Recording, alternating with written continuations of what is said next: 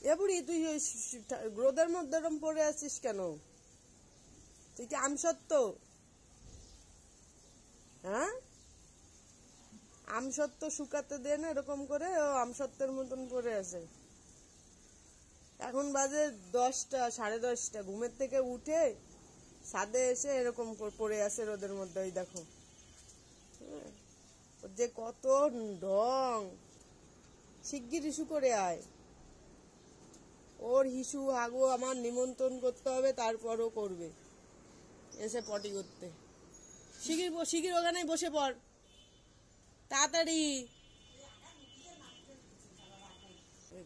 আগু করেছে, এবার ইস্যু কর। হ্যাঁ, বস ওখানে, বসে পড়। ও সন্টু, আমার গাল ব্যথা হয়ে গেল বক বক করতে করতে। ও সন্টু তাড়াতাড়ি ইস্যুটা করে নিয়ে আয় না, খাবি তো। তোমার না খাওয়াই তো আমি ব্রাশও করতে পারি না, আর তুমি ঢং করছো ওই জায়গায় বসে বসে।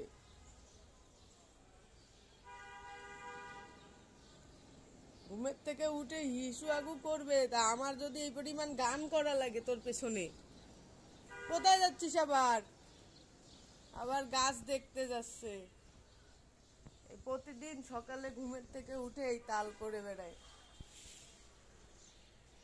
আমারে ডেকে তুলছে, খিদে লাগিছে। এবার এই হলো তার নমুনা।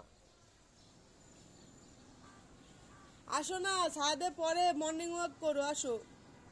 গাছ ঠিক আছে, আসো মা, আসো। আর মর্নিং ওয়াক করতে হবে না, আসো। দেখো তো,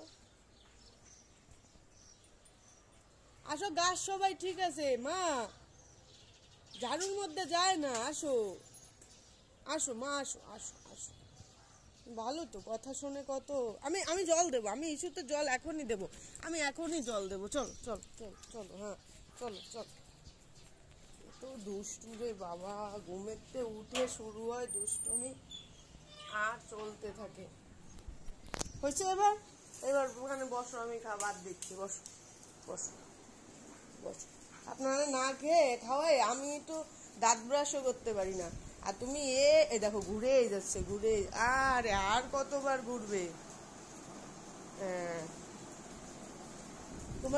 তুমি এরকম শয়তানি করো কেন বলো? কেন করো? খিদে পেয়েছে? তা তুমি ছাদে যে শয়তানি করছো কেন? এখানে বসো, আমি ভাত নিয়ে এসি। বসো। চিমকেন দিয়ে ভাত খাবে? আচ্ছা, বসে থাকো।